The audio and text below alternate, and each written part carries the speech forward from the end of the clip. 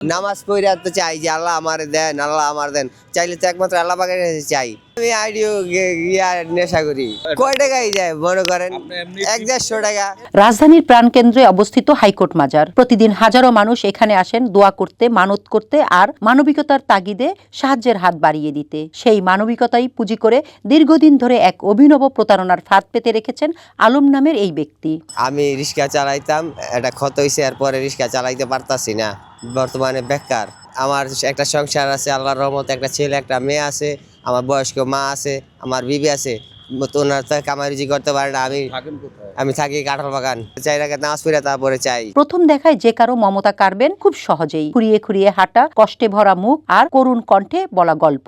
এক দুর্ঘটনায় হারিয়েছেন স্বাভাবিক চলার ক্ষমতা। এই গল্প শুনে অনেকেই সহানুভূতির হাত বাড়িয়ে দেন। কেউ দেন টাকা, কেউ দেন খাবার। কিন্তু অনুসন্ধানে উঠে এসেছে এক ভিন্ন ও ভয়ঙ্কর সত্য। স্থানীয়দের ভাষ্য অনুযায়ী ভিক্ষে চাওয়ার সময় আলম খুঁড়িয়ে হাঁটলেও দিনের অন্য সময় তাকে স্বাভাবিকভাবেই চলাফেরা করতে দেখা যায়। নামাজ পড়া তো চাই যে আল্লাহ আমার দেন, আল্লাহ আমার দেন, চাইলে তো একমাত্র আল্লাহ পাকের কাছে চাই। না দাদা, আমি ওষুধ খাই বাবা, আমি ওষুধ খাই, কয় টাকাই আর দেয় না। ঠিক আছে, অসুবিধা নাই। আমি যদি প্রতারণা করে থাকি, পুরো আল্লাহ তো আছে, আমার বিচার অবশ্যই হবে।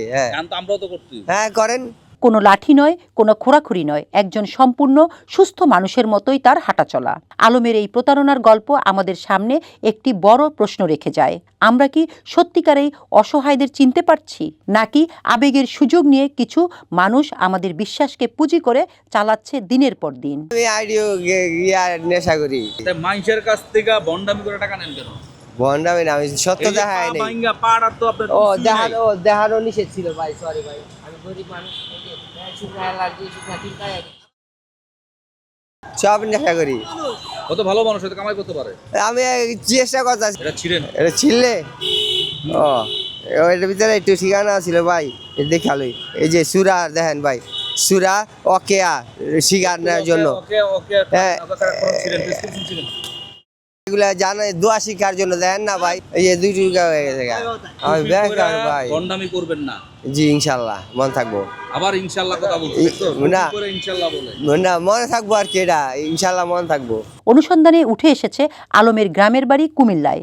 সে রাজধানীর কাঁঠাল বাগানে থাকেন আর ভিক্ষে করে রাজধানীর বিভিন্ন জায়গায় নানান রূপে অসহায়ের ভেষ ধরে। নাম মোহাম্মদ দিদারুল আলম। গ্রামের বাড়ি কোথায়? কুমিল্লা। ঢাকায় কই থাকে? ঢাকা কাঁঠাল বাগান বাজার।